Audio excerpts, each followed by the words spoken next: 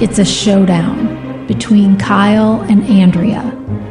Points are scored and tallied at the end of the year.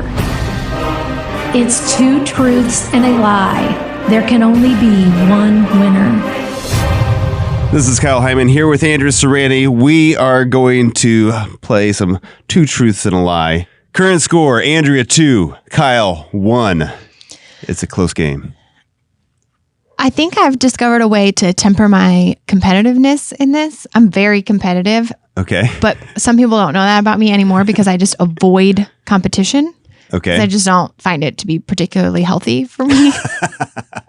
Like our games are fine because there's no stakes. No stakes. We're just learning. Yeah. So my new attitude about 2 truths and a lie is I'm just like learning a lot of stuff, which I actually am. I just told you I got lost doing 2 truths and a lie research and had to like scramble to actually finish 2 truths and a lie because I was having so much fun in a Wikipedia hole.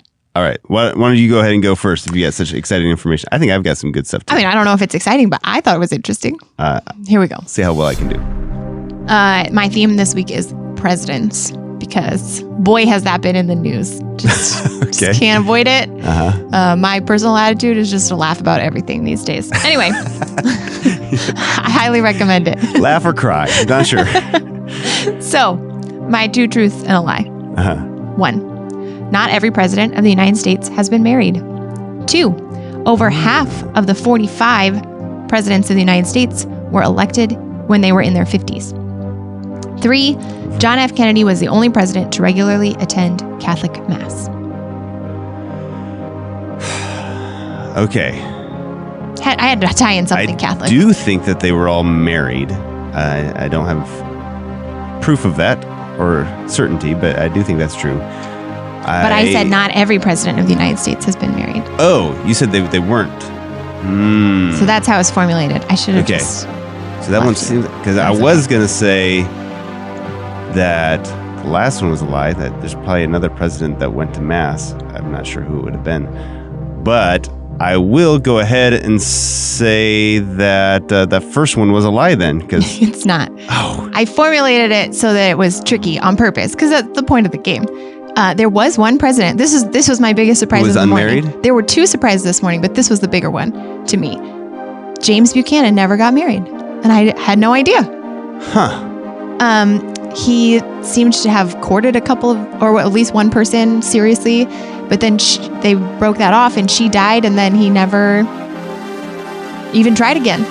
Okay. According to the historical record. But my favorite thing about this is my first surprise of the morning was that John Kennedy was not the only president to go to Mass while he was president.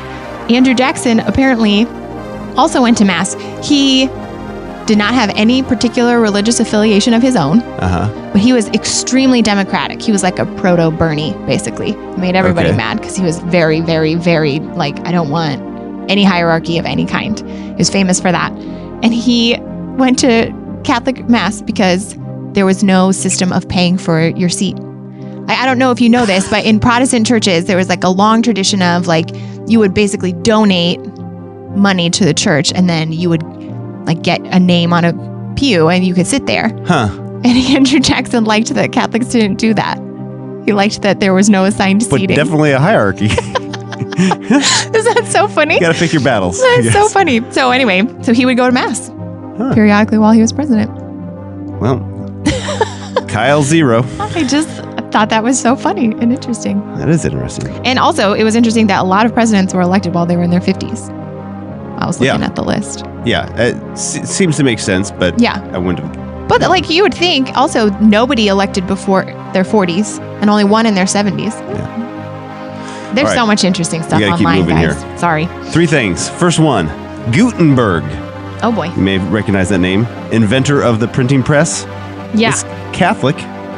And the first book he ever printed was the Catholic Bible. Okay. True or false? Number 2, the Swiss Papal Guard is the oldest active military unit in continual existence ever since 1506. Number 3, Christ the Redeemer, the large statue located in Rio de Janeiro, is over twice the size of the Statue of Liberty. Interesting. One of these is not true. Okay. Well, I guess it depends on how you would define military unit, because certainly there are countries who have had militaries longer than 1509 or whatever date you 1506. said. That are still in existence? Well, their militaries would be, but I don't know about military unit, which was the word that you said. I feel like Gutenberg was not Catholic, but did print the Bible. I know that, but maybe not the Catholic Bible. And I have no idea about the relative size of Christ the Redeemer. But I'm going to say Christ the Redeemer is true. I'm going to say that Gutenberg wasn't Catholic. It wasn't the Catholic Bible. We both get 0 points. Oh, man. No. It was the Catholic Bible. Gutenberg was Catholic. Swiss Papal Guard, oldest military unit in the continual existence. I'm not sure what the catch is here. But Christ the Redeemer is actually smaller than Statue of Liberty. Oh, interesting. They're very close, but a little bit smaller. Yeah. Interesting.